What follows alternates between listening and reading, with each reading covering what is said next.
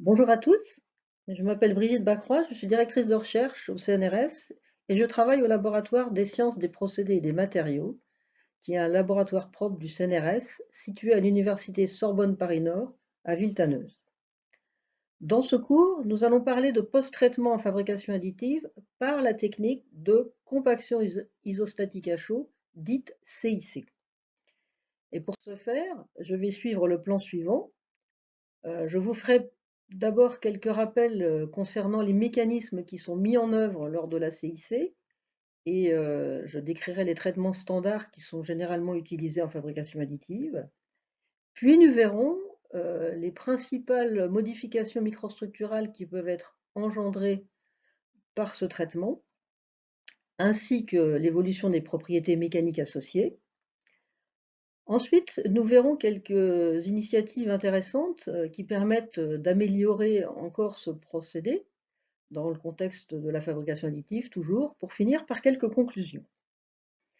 Alors tout d'abord, concernant la CIC, il faut savoir que c'est un processus qui a été développé au début du XXe siècle, principalement pour traiter des poudres. Donc vous voyez ici une petite capsule remplie de poudre métallique, mise sous vide, scellée, qui va être soumise dans une enceinte pendant un temps relativement long, à un cycle, à une haute pression et une haute température. Et vous voyez ici la même capsule à l'issue de ce procédé. Et donc, si on l'ouvre, on se rendra compte que la poudre est devenue matériau solide. Et en général, on distingue trois phases pour expliquer ce processus de solidification. Une première étape de réarrangement aléatoire des particules de poudre sous l'effet de la pression, qui va engendrer une première augmentation de la densité. Puis, nous aurons de la déformation plastique des particules en contact, qui va engendrer encore un peu plus de densification du matériau. Et pour finir, de la diffusion, qui va permettre d'éliminer les pores résiduels. Et donc d'aboutir à un matériau dense et relativement homogène.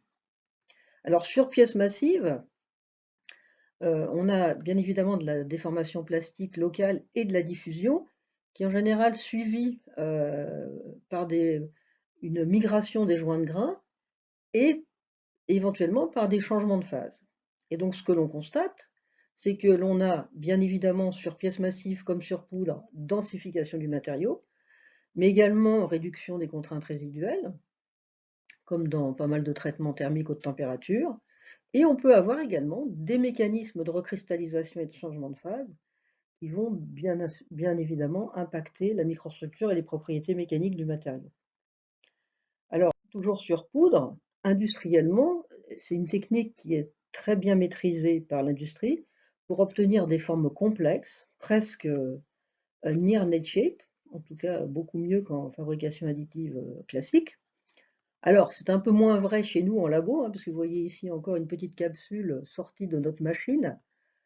Bon, alors, pour ce qui nous concerne, le procédé n'a pas été optimisé pour obtenir une forme donnée, mais pour obtenir plutôt des microstructures contrôlées, avec bien sûr une densité proche de 100%.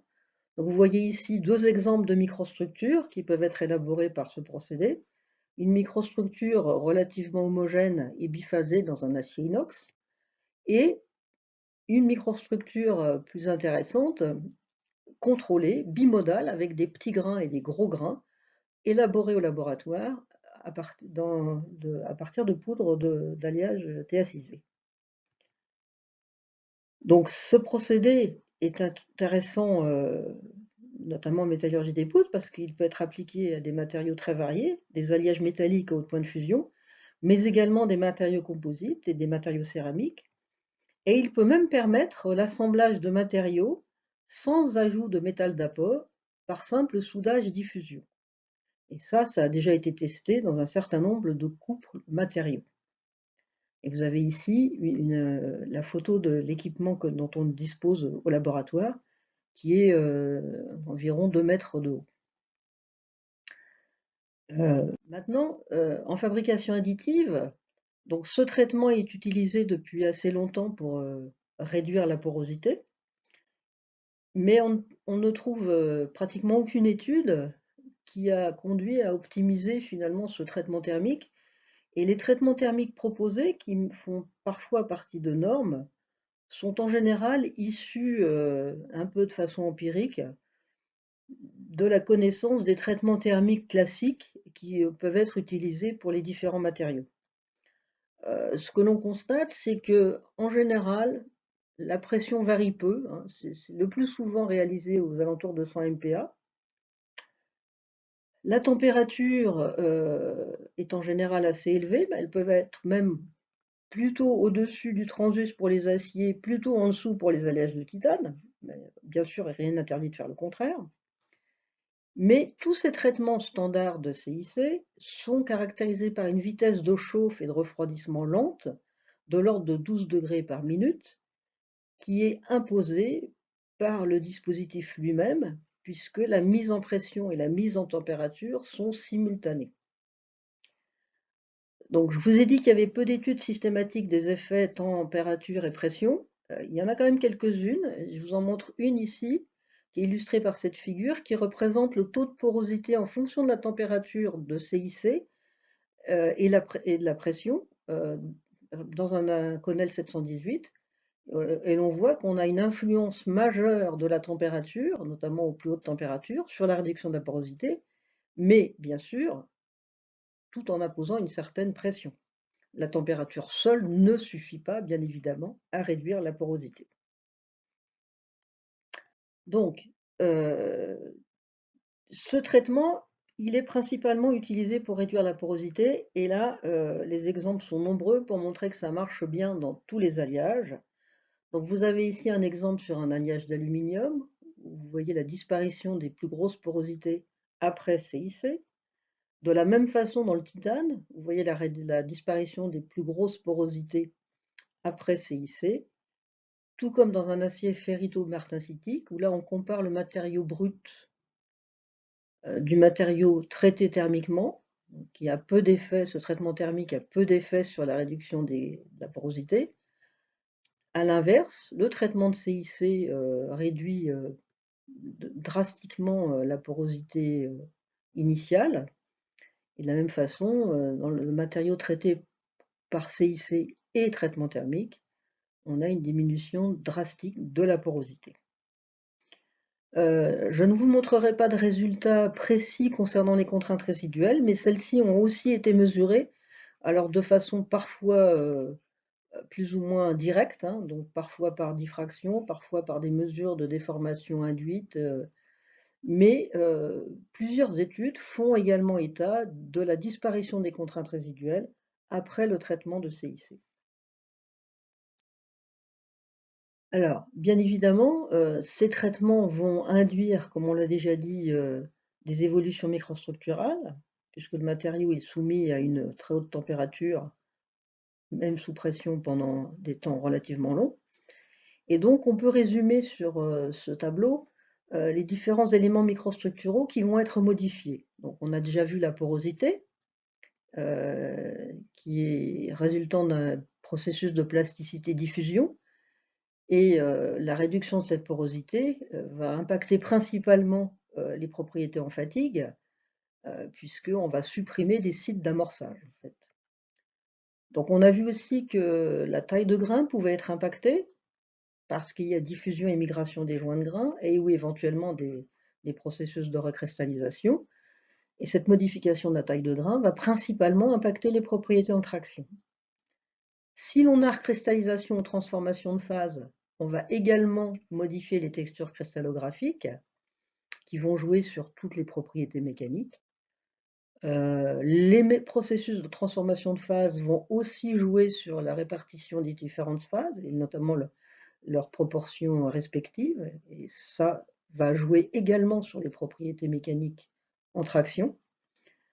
Dans certains alliages, on va aussi avoir éventuellement une modification des processus de précipitation, qui vont jouer aussi sur les propriétés mécaniques. Et nous avons vu également que la relaxation des contraintes engendrait aussi la suppression de ces contraintes pendant le processus de CIC, et ce qui va avoir un impact direct également sur les propriétés en fatigue. Donc nous allons voir brièvement 3 exemples. Un concernant le grossissement de grains dans un alliage de titane et dans l'inconel 718. Des évolutions microstructurales associées à des changements de phase dans un acier inox et également une évolution de la précipitation dans un autre acier martensitique. Donc le grossissement de grains, en fait, on l'observe dans pratiquement tous les alliages après CIC. Donc vous avez ici un exemple pour le TA6V, où vous voyez ici le matériau brut de fabrication, suivi d'un traitement thermique à 800 degrés, ou d'un CIC à 920 degrés, ou d'un traitement thermique haute température à 1050 degrés. Donc vous voyez, si l'on compare directement l'état brut de fabrication à l'état après CIC, vous voyez qu'il y a un grossissement de grains. Bien sûr beaucoup plus faible que celui engendré par un traitement très haute température, mais il est quand même significatif. De la même façon, dans l'Inconel 718, où le traitement de CIC est réalisé à haute température, vous voyez là une évolution très marquée de la microstructure, l'état brut de fabrication, l'état brut après traitement thermique haute température et l'état brut de fabrication après traitement de CIC. Vous avez manifestement des processus en œuvre de recristallisation et de croissance de grains.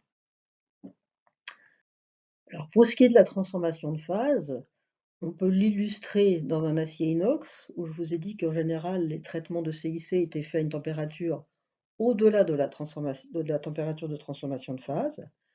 Donc vous avez ici une microstructure mesurée par EBSD dans un acier inox après fabrication additive par procédé laser. Donc vous voyez la microstructure en termes d'orientation, de pourcentage de phase. Vous avez à l'état initial, à l'état brut de fabrication, 25% d'austénite dans ce matériau.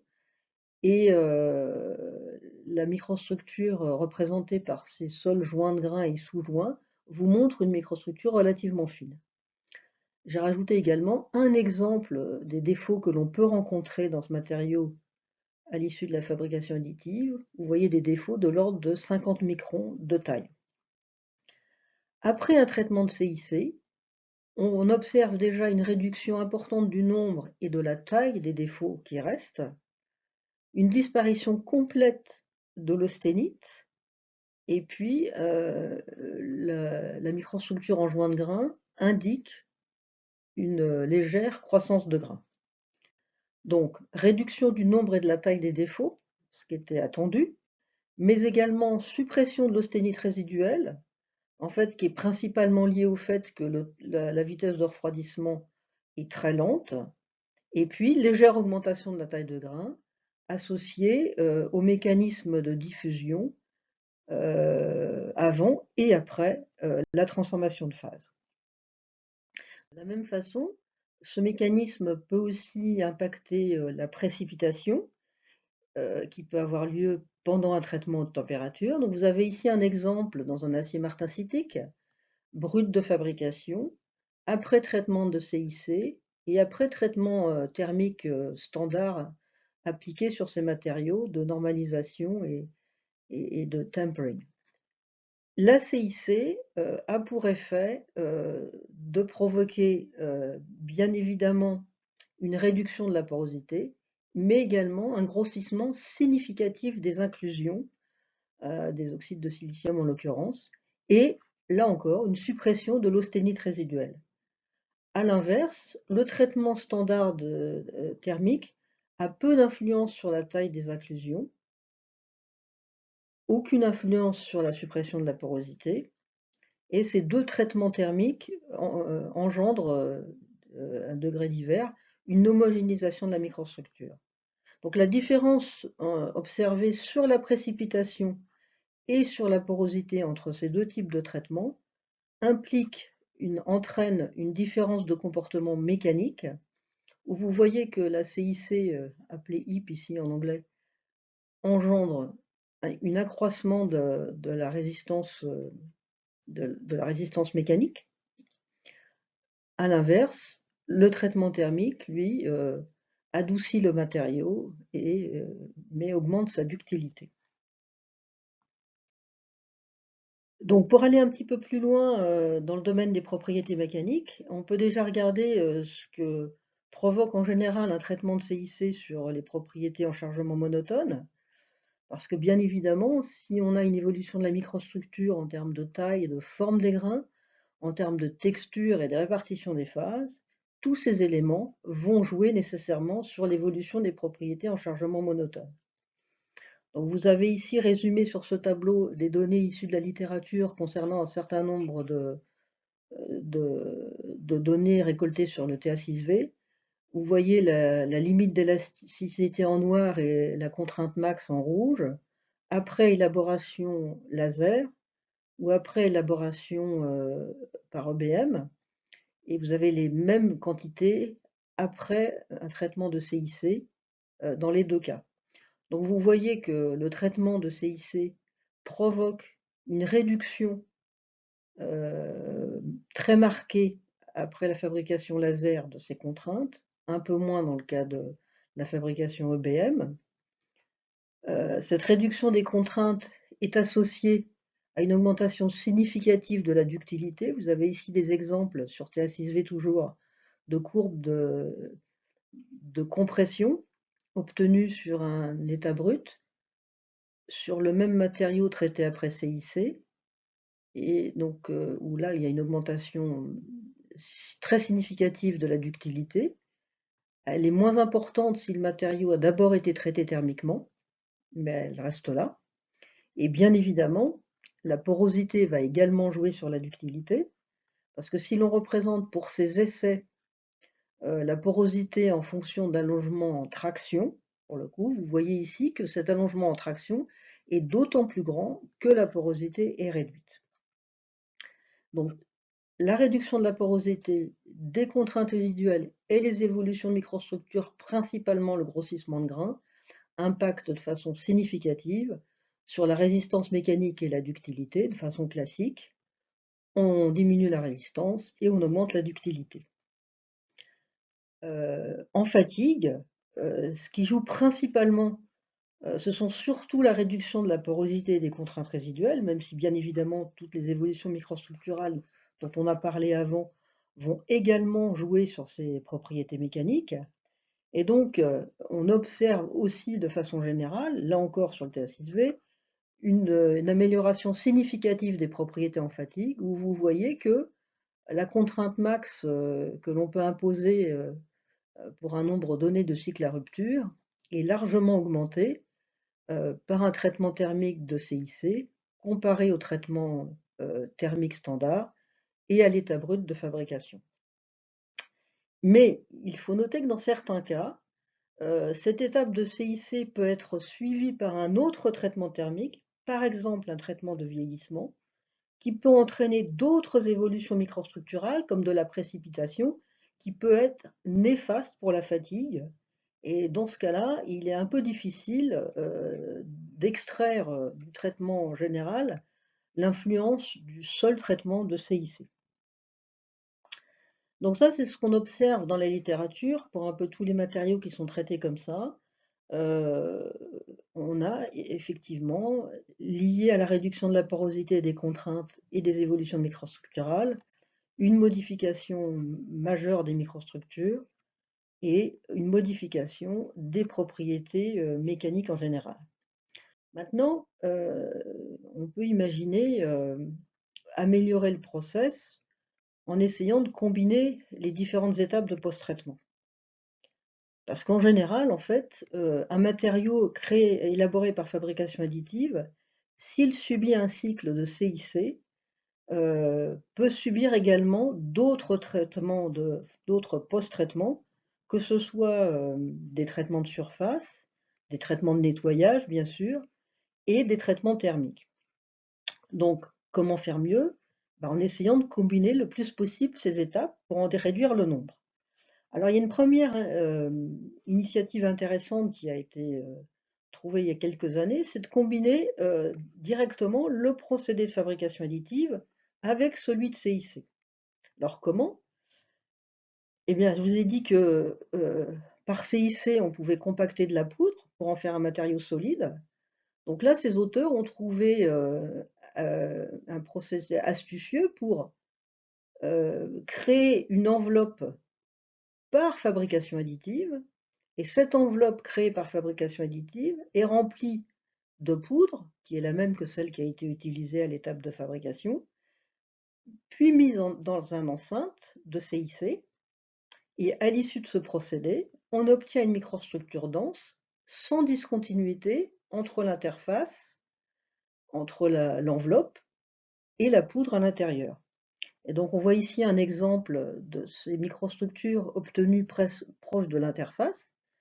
Donc le dessus c'était la poudre, l'intérieur, et là c'est l'enveloppe, pour 3 traitements de HIP de CIC différents, ABC, qui ont été obtenus, réalisés à 120 MPa pour 3 températures différentes. Et ce que l'on voit effectivement, c'est que, notamment aux plus hautes températures, on n'a pratiquement aucune différence entre la microstructure de l'enveloppe et celle de l'intérieur de cette enveloppe.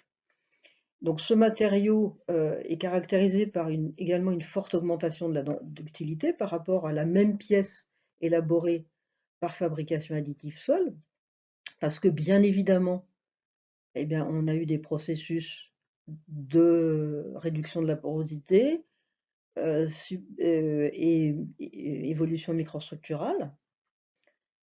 Et donc, ce procédé, effectivement, permet d'obtenir des pièces intéressantes, microstructures très denses, propriétés mécaniques intéressantes. Alors, une autre façon de combiner, c'est de réaliser le CIC et un traitement thermique en une seule opération. Je vous ai dit que parfois, le traitement de CIC pouvait être suivi d'un traitement, par exemple, de vieillissement. Donc on peut imaginer que l'on réalise finalement un CIC en deux étapes, c'est-à-dire qu'on fait un double traitement thermique dans la même enceinte de CIC, la première agissant principalement comme une étape de CIC standard, c'est-à-dire pour réduire la porosité, et la deuxième éventuellement pour durcir le matériau, agissant plus comme un traitement de type vieillissement. La différence ici par rapport au CIC standard, c'est qu'en plus, dans ce procédé qui a été développé notamment par Quintus au niveau industriel, la première étape de CIC à haute pression et haute température est suivie d'une trempe qui permet, notamment dans les matériaux à changement de phase comme les alliages de titane ou les aciers, de figer une microstructure, d'obtenir une microstructure instable qui va être stabilisée par la deuxième étape. Donc ce traitement, il permet d'obtenir à l'issue de ce double cycle des propriétés mécaniques intéressantes et une microstructure fine. Donc vous avez ici le matériau brut de fabrication. Après un traitement de CIC standard, vous observez le grossissement des grains classiques. Et après ce traitement de CIC à 2 étapes, vous avez réduit la porosité, mais vous avez maintenu une microstructure relativement fine, que vous avez pu éventuellement durcir un peu plus par la deuxième étape. Donc là, en une seule opération, vous avez obtenu un matériau qui a de bonnes propriétés mécaniques et une microstructure fine. Enfin, on peut avoir envie aussi de combiner CIC et traitement de surface, parce que dans beaucoup de cas, l'état de surface n'est pas satisfaisant ni après l'étape de fabrication, ni après l'étape de CIC. Donc, si on regarde par exemple ce qui est fait classiquement, ce qui peut être fait sur des matériaux pour lesquels l'état de surface est important, eh bien ce qu'on fait, c'est qu'en général, on fait un traitement de surface après avoir fait un traitement de relaxation de contrainte ou un traitement de CIC. Donc vous voyez ici l'exemple de biomatériaux poreux élaborés, là encore en TA6V, donc ce sont des structures lattices. Donc ces structures lattices, si on les soumet à un traitement thermique de relaxation ou de CIC, on obtient une microstructure qui est relativement équivalente. Bien évidemment, Par contre, on a pu réduire la porosité résiduelle par CIC. Et si l'on fait subir à ce matériau une attaque chimique après CIC, on obtient alors une amélioration significative de sa résistance à la fatigue. Donc c'est illustré ici. Là encore, vous avez la courbe qui représente la contrainte max en fonction du nombre de cycles à rupture. Vous voyez en vert ce que donne la CIC seule par rapport à l'état brut et aux matériaux traités thermiquement. Et par contre, vous voyez une amélioration significative si cette CIC est suivie d'une attaque chimique qui permet de réduire notamment éventuellement les cycles d'amorçage de fissures. Donc, on peut retrouver sur ce tableau le fait que CIC et CIC plus attaque chimique va réduire la porosité et va modifier éventuellement significativement les propriétés mécaniques. Donc au lieu de faire finalement un CIC plus une attaque chimique, on peut imaginer réaliser dans le CIC un traitement de surface, par exemple, en remplaçant le gaz neutre par de l'azote, et donc soumettre le matériau à un flux d'azote qui permettra de nitrurer le matériau en même temps que la compaction isostatique à chaud, et qui permettra donc d'améliorer en même temps son état de surface et sa porosité. Donc ça, ce sont des pistes de développement hein, qui sont à l'étude dans plusieurs laboratoires, tout comme aussi l'idée plus simple, qui est de modifier les paramètres standards de traitement thermique, température et pression, pour voir notamment ce qui se passe quand on augmente la pression et que l'on diminue la température. Donc pour conclure, donc on peut dire quand même qu'un traitement de CIC apparaît indispensable pour de nombreux couples procédés matériaux, pour la réduction des contraintes résiduelles et de la porosité, mais que, à côté de cette réduction des contraintes et de la porosité, on a aussi des évolutions microstructurales qui peuvent être complexes, qui peuvent être importantes, tout comme lors d'un traitement thermique standard, et que l'on peut avoir de la recristallisation, des changements de phase et de la précipitation, ce qui fait qu'il n'est pas facile a priori de connaître précisément l'évolution microstructurale et l'évolution de l'anisotropie du matériau associé, et donc l'isotropie après CIC n'est pas encore gagnée. Un corollaire, c'est que les propriétés d'emploi ne sont pas facilement prédictibles, et donc ça nécessite encore beaucoup d'études expérimentales, mais également de développement de modélisation un peu plus prédictive. Et ce que l'on peut aussi dire, c'est que si l'on combine maintenant fabrication additive, CIC, plus traitement thermique, plus traitement de surface, on augmente encore tellement le champ des possibles qu'il y a encore beaucoup de travail à faire, en recherche notamment, pour aboutir à des matériaux nouveaux, innovants, et donc ça laisse encore beaucoup de place pour travailler encore de longues années dans ce domaine. Et je vous remercie de votre attention.